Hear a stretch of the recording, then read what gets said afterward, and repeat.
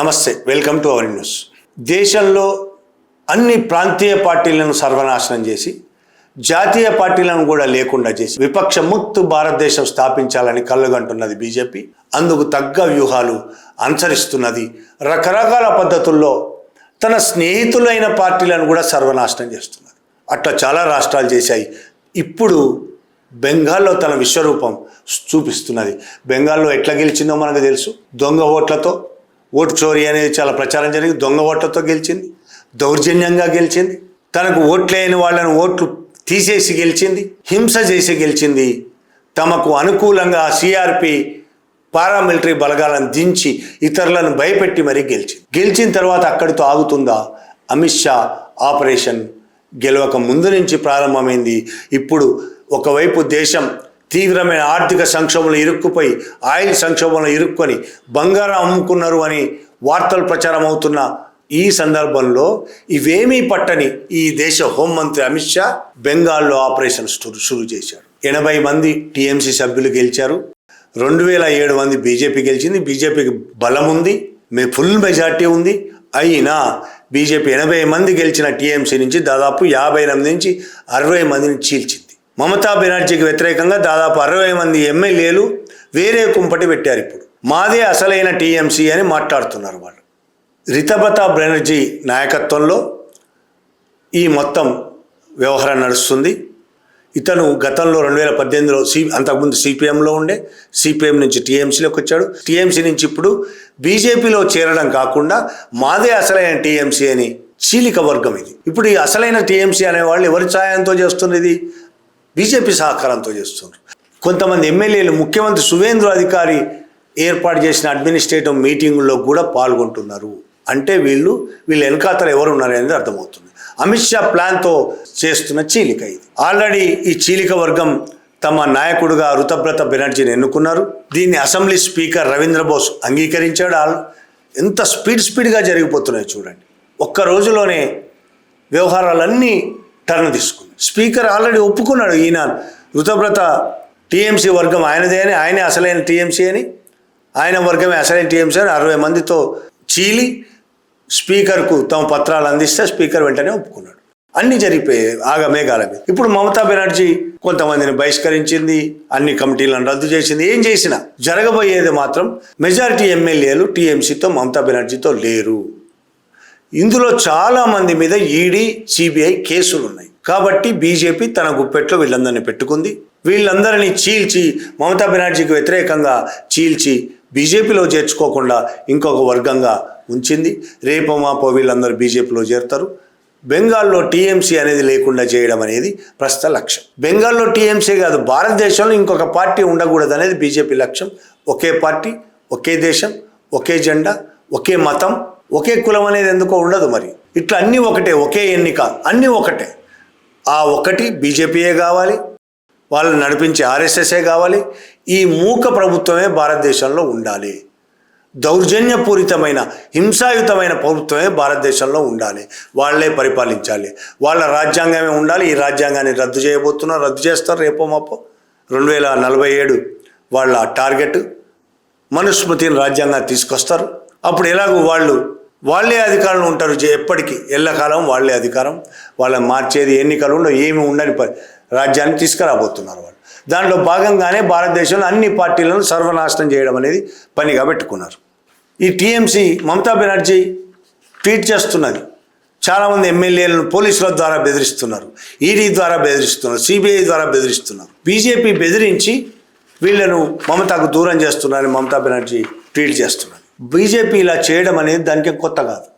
బెంగాల్లో మొదటిసారి చేస్తున్నది, మహారాష్ట్రలో చేసింది, గోవాలో చేసింది, అనేక రాష్ట్రాల్లో ఈ విధమైన పని చేసింది. ఒక పార్టీ నుంచి మొత్తం చీలిక తీసుకురావడం అనేది దానికి వెన్నతో పెట్టి ఇదే పని వాళ్ళది. విచ్ఛిన్నం చేయడం, హింసకు పాల్గొనడం, ఇంకో పార్టీని చీల్చడం, సర్వనాశనం చేయడం, ఇదే. తన ఫ్రెండ్స్గా ఉన్న మిత్రులుగా ఉన్న వాళ్ళకు కూడా ద్రోహం చేయడం అనేది బీజేపీకి మించే పరిచయం. ఉద్ధవ్ ఠాక్రే ఒకప్పుడు మిత్రుడు, శివసేన కలిసి ప్రభుత్వాలు ఏర్పాటు చేశారు. ఆ తర్వాత కాలంలో ఉద్ధవ్ ఠాక్రే పార్టీని చీల్చి ప్రభుత్వంలో కాంగ్రెస్తో కలిసి ప్రభుత్వం, ఎన్సీపీ, ఉద్ధవ్ ఠాక్రే, శివసేన కాంగ్రెస్ కలిపి ప్రభుత్వాన్ని ఏర్పాటు చేస్తే ఆ ఉద్ధవ్ ఠాక్రే పార్టీని చీల్చి షిండేని బయటికి తీసుకొచ్చి ఎక్కువ మంది షిండే నుంచి వచ్చేటట్టు చేసి బీజేపీ ప్రభుత్వం ఏర్పాటు చేసింది. శరద్ పవార్ నాయకత్వంలో ఎన్సీపీని చీల్చింది. అజిత్ పవార్ని చీల్చి కొంతమందిని తీసుకొచ్చి ప్రభుత్వాన్ని ఏర్పాటు చేసింది. తమ ప్రభుత్వానికి మద్దతుగా వాళ్ళను ఉంచుకున్నది. శివసేనని చీల్చింది, ఎన్సీపీని చీల్చింది. అంటే చీల్చడం, వాళ్ళను సర్వనాశనం చేసే ప్రయత్నం చేయడం అనేది బీజేపీకి అలవాటు. గోవాలో మహారాష్ట్ర గోమంతక్ పార్టీ 2018లో ముగ్గురుంటే చీల్చి ఇద్దరిని తమ వైపు తెచ్చుకున్నది. అట్లా బీజేపీ గవర్నమెంట్ ఏర్పాటు చేసింది గోవాలో. అలాగే 2019లో కాంగ్రెస్లోని 10 మంది ఎమ్మెల్యేలు బీజేపీలో చేరిండ్రు. ఇట్లా అనేక రాష్ట్రాల్లో, కర్ణాటకలో కాంగ్రెస్ ఎమ్మెల్యేలను బీజేపీలో చేర్చుకున్నది.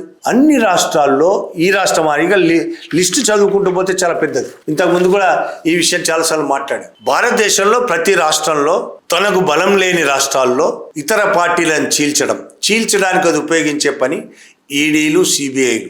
వీటిని ఉపయోగించి కొంతమంది మీద దాడుల బెదిరింపులు, కేసుల బెదిరింపులు, జైళ్ళ బెదిరింపులు, ఆ బెదిరింపులతో వాళ్లను తమ గుప్పెట్లో పట్టుకొని వాళ్ళని బెదిరించి బ్లాక్మెయిల్ చేసి ఆ పార్టీలోంచి చీల్చి వచ్చేట్టుగా చేస్తారు. ఇది ఒక పద్ధతిగా అమిత్ షా అనుసరిస్తున్నాడు. వాళ్ళు 2014 తర్వాత ఒక పద్ధతిగానే అనుసరిస్తూ ప్రతి రాష్ట్రంలో అమలు చేస్తూ పోతున్నారు. ఇప్పటివరకైతే ఎక్కడ వాళ్ళకి ఎదురు దెబ్బ తగలే. ఫ్యూచర్లో తగులుతుందేమో తెలియదు. ఇప్పటికైతే తాజాది మమతా బెనర్జీ తాను బెంగాల్లో తనకు ఎదురులేదనుకున్నది, తను ఒక నియంతనే, తనకి ఇక ఎదురులేదనుకున్నది, తనను ఎదిరించేవారు లేరనుకున్నది. కానీ తనకంటే దుర్మార్గుడైన ఫాసిస్ట్ అయిన బీజేపీ, మోడీ, అమిత్ షాలు ఇప్పుడు మమతా బెనర్జీని అల్లకల్లోలం చేస్తున్నాయి. బెంగాల్ని అల్లకల్లోలం చేస్తున్నాయి. దాడులు జరుగుతున్నాయి, హింసలు జరుగుతున్నాయి, అక్రమ కేసులు పెడుతున్నారు, హత్యలు జరుగుతున్నాయి. ఇంకొక వైపు టీఎంసీ లేకుండా దుర్మార్గమైన అప్రజాస్వామికమైన కుట్ర జరుగుతుంది అక్కడ.